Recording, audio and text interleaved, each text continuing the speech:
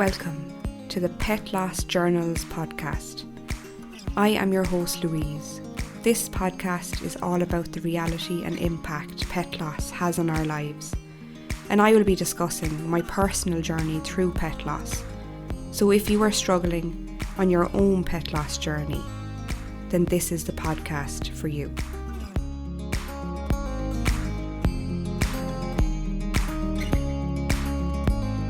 Welcome to episode 16.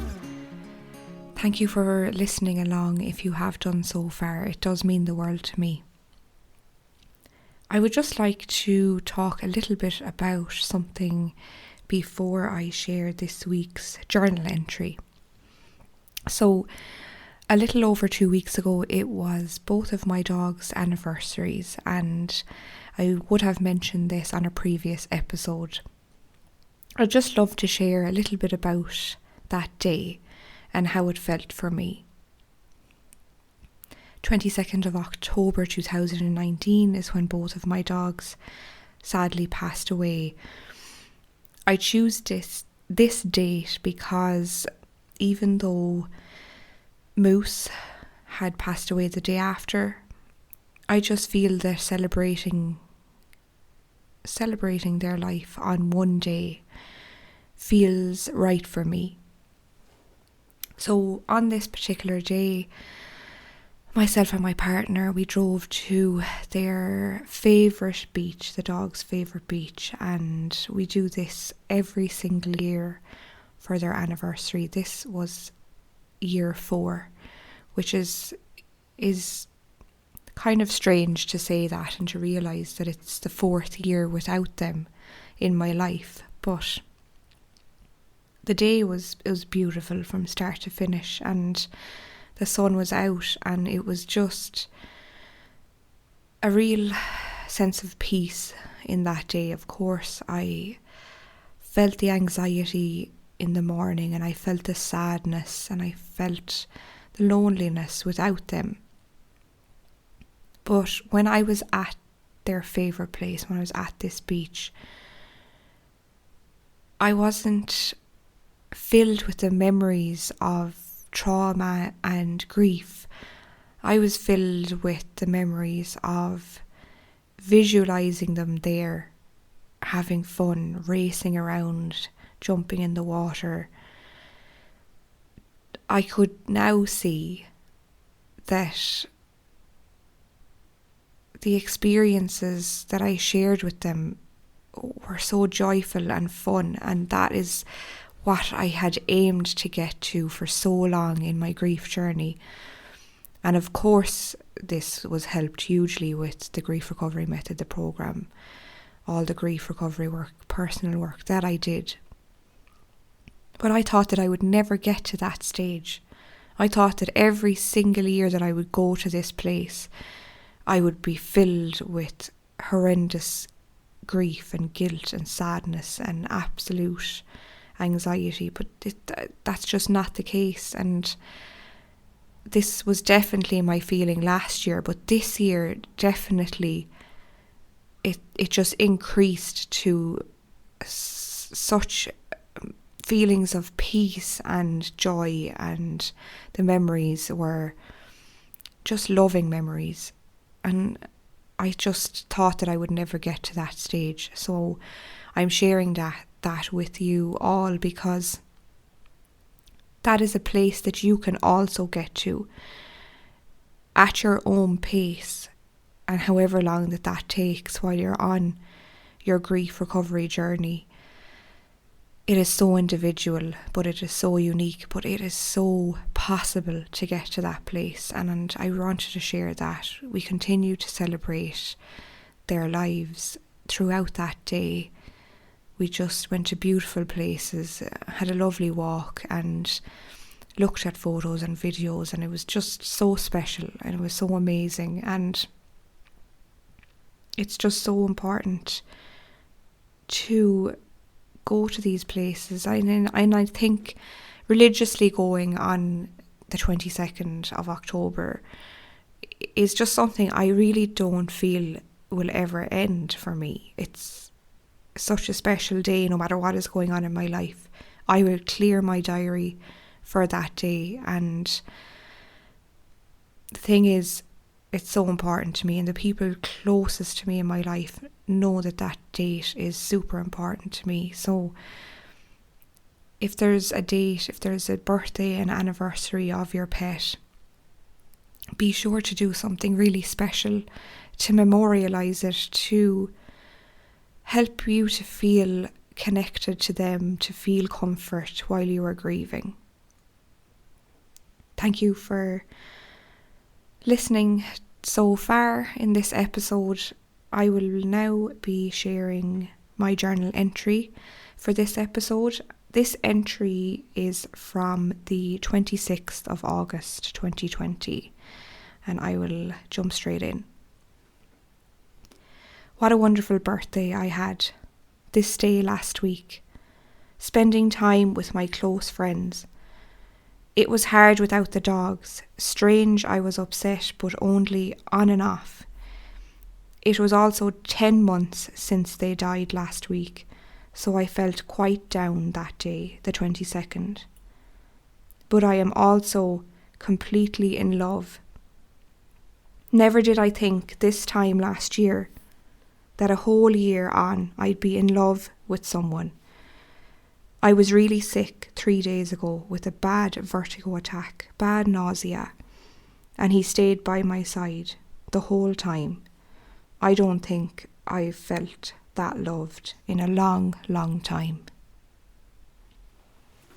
That is my journal entry for this episode. To unpack this a little bit more, it was my birthday, and at the time, and it was really difficult without the dogs. And I mentioned that I was really upset and feeling quite down because it was quite close to their anniversary. So it's coming up to the anniversary, and it was also 10 months since they had died. So I tended to really focus in on the certain amount of months that were going by without them. This is just something that I did. Not everybody does this, but this was something that I don't know was helpful for me to keep hyper focusing on the length of time that they were gone from my life. I really do feel now that it intensified my grief, my feelings of anguish and pain. Hyper focusing on the weeks and months without them. So it was difficult, definitely. But also you will have noticed that I mentioned that, which is a huge thing for me at the time in my life, that I had fallen in love. I had been dating this wonderful man for a couple of months prior, and it was something that I had not planned for in my life, that is unexpected, but it was a gift. It was incredible that this person came into my life. And why I'm sharing this is, although it's very personal, I'm sharing this because really, when people are going through deep pain and grief, and we feel that the world is against us, and that why has the universe done this, and why has this happened to me, and what's going to happen next, and we almost get into a negative narrative, a negative mind frame about our current life circumstances. But from deep pain, I do believe that something good can come from this. Something good must come from this. And it did. And I met this amazing person, and I had been suffering with vertigo attacks a couple of months prior to my previous breakup and the dog's deaths. And this was a health condition that I had suffered with migraines, vestibular migraines and vertigo attacks and really bad nausea and sickness. And I do believe once I had experienced all of those multiple losses like I spoke about in previous episodes, this had to come out physically. This manifested in many ways, but one of the ways was this physical, debilitating illness that I had to endure for a number of months. Thankfully, I don't experience these symptoms anymore. Thankfully, but it was extremely frightening and extremely debilitating. I couldn't work, I couldn't walk. I really couldn't manage very well alone, on my own, which you all know I was living alone. So it was absolutely horrendous. It was a really bad time, and the worse wave of grief that I was going through, the sicker that I became. So of course this is not true for everybody that is experiencing a major grief event, but this was true for me. This was my experience. But just the care and the love that this person gave me during a time where I was grieving so deeply and so unbelievably unwell was absolutely so comforting to me. The kindness, and it was so helpful at a time where I was struggling in so many different ways. So I thought that that's something that I wanted to share with you all, that I know I've spoken to many clients over the months, and each person has a different experience, and what is going on in their life while they're grieving is always different. But there has been several people that I have spoken with that have gone through multiple losses around the same time as losing their beloved pet, and it can be incredibly difficult to navigate that. It's added grief upon added grief. It's just compiled together. And whether we're speaking about the death of a loved one, or whether we're speaking about a breakup of a romantic relationship, it does not matter. These are all grief experiences. These are all grief. And really, it's so hard. You can't box grief off into just death. So by me kind of sharing this with you, I hope that it can give you some comfort and give you some hope that good things are on the way. Positive experiences are on the way. Love is even on the way. Be that love from a new friendship, be that connecting with a family member, be that romantic love. Love is on the way, because when the love ends, when our connection ends, that physical connection, that physical relationship with our companion animal ends, most often than not, it makes room for a new love to come in, a new chapter, a new aspect, something new to come into your life. Only if we are open to that, only if we are ready to open ourselves to that, is when something new can come in. Only when we can really deep inside want to be open to something positive and something good to happen now, and not continually have that narrative of, well, what's going to happen next? Who's going to leave me next? Who's going to die next? What bad thing is going to happen next? Because this always happens. This always happens to me. These narratives are so unhelpful, so damaging. Why not try to talk to yourself from a place of compassion, from a place of kindness? And yes, it's easier said than done, I know. But I was having compassion for myself. I did want to meet somebody. I had love in my heart to give, and my heart was open when it came to romantic love. Now, of course, I was grieving deeply, and I was contending with that.